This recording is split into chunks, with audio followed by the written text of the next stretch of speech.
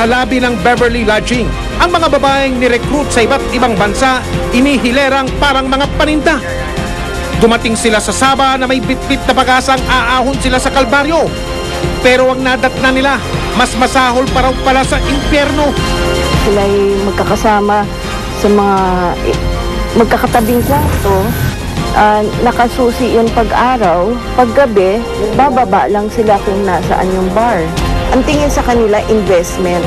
Ibig sabihin, kailangan mabawi ko muna yung pera ko. Ako nagbayad ng ticket mo, ako nagbayad sa recruiter mo, kailangan magtrabaho ka para sa akin.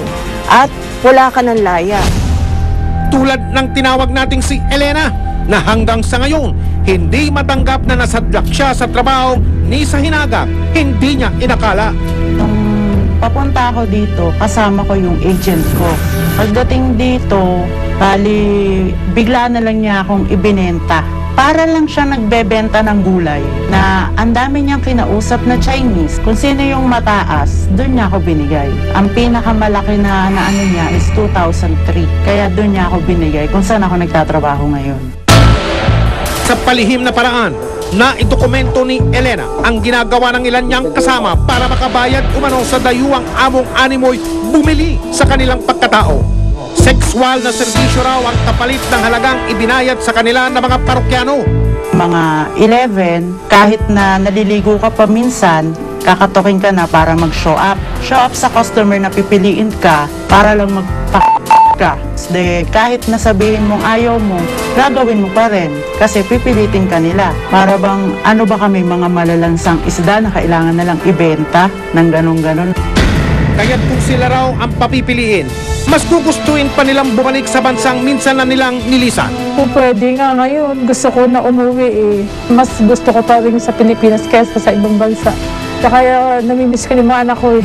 Ang gusto ko sanang mangyari or kami magkakasama na makauwi kami ng Pilipinas at matigil na yung gantong pagre-recruit ng kapwa namin Pilipino. Kaya't para wakasan ang pang-aabuso sa mga Pilipina at ilang pambabaeng naiulat na nasa gusali ng Beverly Lodging, nagsagawa ng plano ang mga tauhan ng Criminal Investigation Department ng Kepayan at Penampang sa Mahang Bukid, Harapan sa Kota Kinabalu at kinatawan ng Embahada ng Pilipinas sa Kuala Lumpur sa bansang Malaysia na piniling hindi magpakilala para sa kanyang kaligtasan. We want to get the traffickers, so they have to be very careful. They're all well trained, so they know their job well.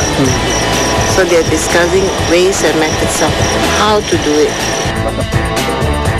Ang isa sa mga impormanteng tinawag nating si Celia, pangsamantalang inilagay sa pangangalaga ng safe house ng gobyerno. Samantalang si Elena naman ang tumulong sa mga otoridad para matiyak na tama ang kanilang gagawing plano. Dahil sa umiiral na mga batas ng kanilang pulisya, hindi pinahintulutan ng aming kamera na sumama sa maselang operasyong kanilang isasagawa. All the tape from beginning to the end, all the things they will edit and all the nice things they will pass it to me. Because that is normally what we do for publicity purpose, and you can see that are the things that come out in the newspaper as well. The news as well. Pero kagad naman silang tumugon sa panawagang tulong para sa mga biktima. Ang nangyari, doon iharap ng investigador yung complaint, pati yung contact log, handa na halos lahat eh. Kaya kahit yung pulis, hindi siya makahindi. Kasi alam niyang lahat nandun eh. Yung impormasyon, doon talaga nag-play ng napakalaki at napaka-importanting role ang investigador.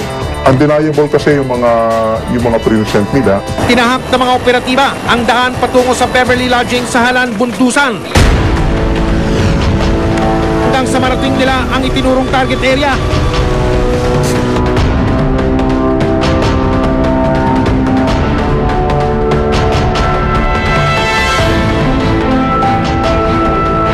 Sinecure muna nila yung area, they made sure that walang masasaktan.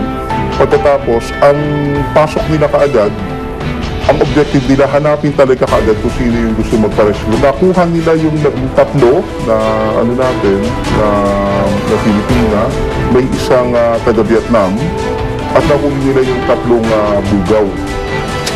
Mula sa labas ng gusali makikitang inimbitahan ang mga taong maaaring madawit sa pagsasampa ng kaso. May tuturing na bago pa lang ang batas ng bansang Malaysia sa human trafficking. Pero mabigat ng parusang naghihintay sa sino mang mapapatunayang lumalabag dito. Kaya naman, ang isinagawang pagsakip sa mga biktimang babae sa Beverly Lodging isinapubliko sa buong Malaysia para magbigay babala. Dikurung dalam bilik hotel dan dipaksa jadi pelayan nafsu. Itu nasib menimpa 13 wanita Filipina dan seorang gadis Vietnam yang menjadi mangsa pemerdagangan manusia di Penampang Sabah. Dan selepas beberapa bulan terjerat, mereka akhirnya diselamatkan. Ang maganda lang dito, ang resulta nito lumabas ngayong umaga. Sinabi mismo nung police commissioner na maghihigpit sila ngayon dun sa mga establishment, yung mga hotel at saka yung mga lodging houses. Dinala rin sa safe house ng gobyerno ang mga babaeng biktima. Titistigo raw sila sa kaso at hihintayin ang panahong makakabalik na sila sa sariling bansa. Sabah, Yusek, Sabah. Ang daming Pilipino roon, maraming Pilipinong pinapauwi galing doon. Wala tayong konsulada. Tama yan, Mike. Wala tayong konsulado doon sa Sabah. Political issue kasi yun, Mike. So lahat ng mga consular services na binibigay natin sa Sabah, either nanggagaling sa Kuala Lumpur or dito sa head office. Bakit po political issue yung wala tayong konsulada sa... wala tayong konsulado sa Sabah? May kinalaman ba ito sa claim ng Pilipinas sa Sabah? Yes, Mike. Merong kailangan yan. Parang eksena lang daw sa palengke ang kalakalan ng mga tao. May pinag-uusapang presyo, may tawaran kung magkano ang produkto. Ang siste, no return, no exchange ang mga ibinebentang produkto. Ikatatlo raw ang human trafficking sa pailalim na industriyang may pinakamalaking kita sa buong mundo. Sunod sa kalakalan ng ilegal na armas at droga. Sa bilyong-bilyong dolyar na kinakamal ng mga mapagsamantala, sapat na bang kabayaran ito kapalit ng buhay at pangarap ng mga kaawa-awang biktima?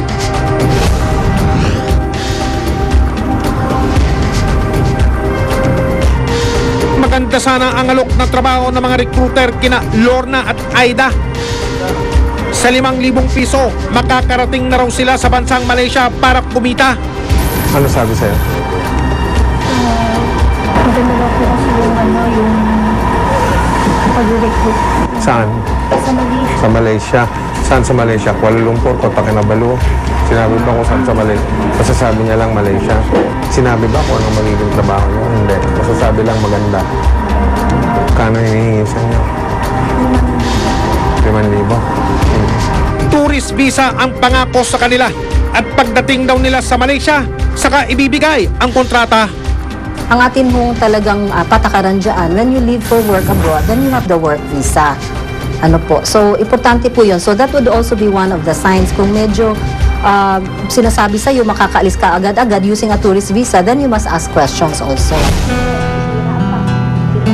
Sa ganitong pananamantala, maraming buhay at pangarap ang naaantala. Mga Pilipino silang biktima rin ng masasamang biro ng pangingibang bansa. Pauwi na sa Pilipinas si Imelda matapos ang ilang linggong pananatili sa shelter ng embahada. Ito, uwi na ako ng Pilipinas. Masaya ako na mga kasama ko yung pamilya ko. Si Imelda balikbayan na. Pero ang recruiter sa Pilipinas na nag-alok ng trabaho sa kanya patungong Malaysia, malaya pa at may panibago na namang mabibiktima. At tulad niya, maaari ring mapabilang sa dumaraming smuggled Pinoys. Susunod,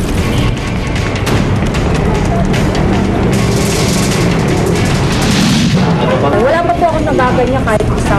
Kahit isa, wala pa? Wala pa.